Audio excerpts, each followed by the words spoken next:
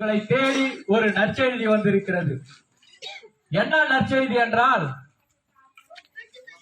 2024 வருடங்களுக்கு முன்பாக நமக்காக ஒருவர் வந்தார்.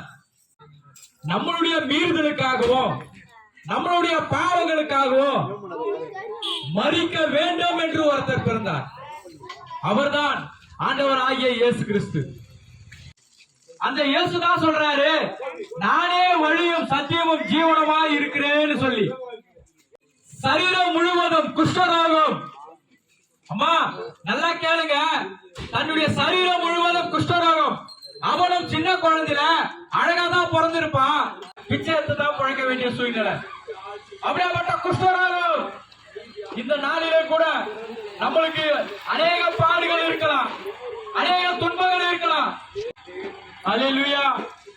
ஆண்டவராகிய இயேசு அந்த குஷ்டரோகி பிச்சை எடுத்து பேசிக் கொண்டிருந்த வேளையில இயேசு வருகையை கண்டு எனக்கு சுத்தமாகணும்னு இயேசு சமூகத்தில் வரும்பொழுது இயேசு அவர்களுக்கு சுகத்தை கொடுத்தார்.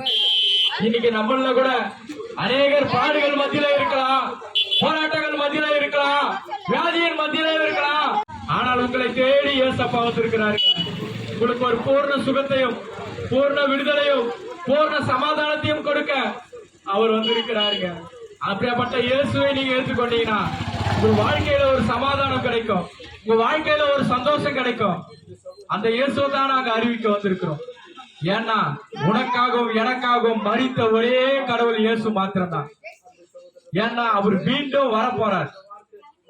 அவர் சொன்ன வார்த்தையை நிறைவேற்ற மீண்டும் உன்னையும் என்னையும் பரலோக ராஜ்யத்திற்கு அழைத்து செல்ல ஆண்டவராகிய இயேசு கிறிஸ்து அம்மா இந்த பூமிக்கு மீண்டுமாய் வர போறாருமா. அப்படியாப்பட்ட இயேசுவை ஏற்றுக்கொள்ளுங்க, உங்கள் வாழ்க்கையில சமாதானம் கிடைக்கும்.